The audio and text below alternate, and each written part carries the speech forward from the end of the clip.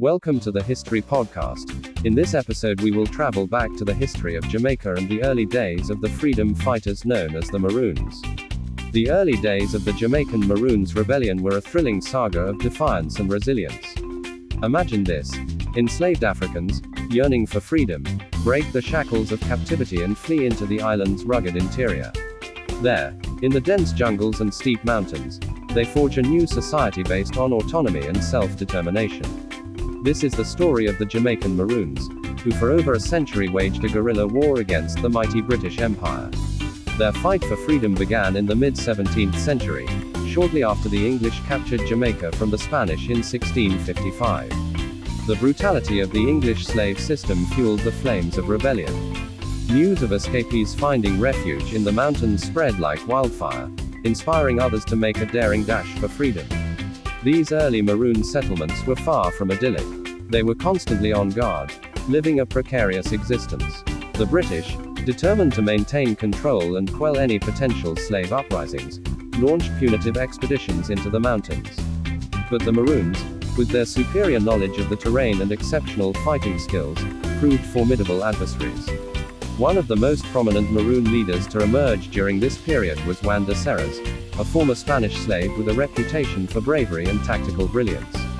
In 1663, de Serres led a successful ambush against a British patrol, killing their leader and sending a shockwave through the colonial establishment.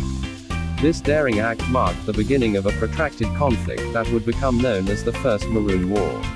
The war dragged on for decades, punctuated by hit-and-run raids, ambushes, and brutal reprisals.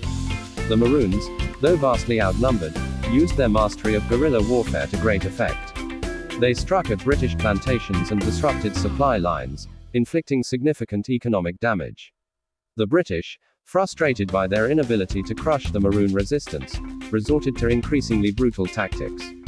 They employed slave trackers, unleashed dogs on escapees, and even offered rewards for captured Maroons.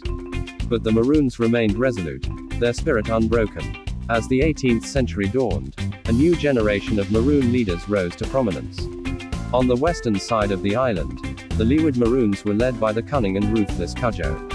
In the east, the Windward Maroons found a formidable leader in Captain Quao. These leaders, though separated by geography, were united in the determination to defend their freedom. The Maroons' defiance continued to disrupt British efforts to establish a stable slave colony in Jamaica. The economic and social costs of the conflict became increasingly apparent. By the 1730s, both sides were weary of war. This exhaustion ultimately led to the signing of peace treaties in 1739, marking a turning point in the history of the Jamaican Maroons. The Maroon Wars were a testament to the extraordinary courage and resilience of enslaved Africans in Jamaica. Their fight for freedom not only secured their own autonomy but also inspired slave rebellions throughout the Caribbean and beyond.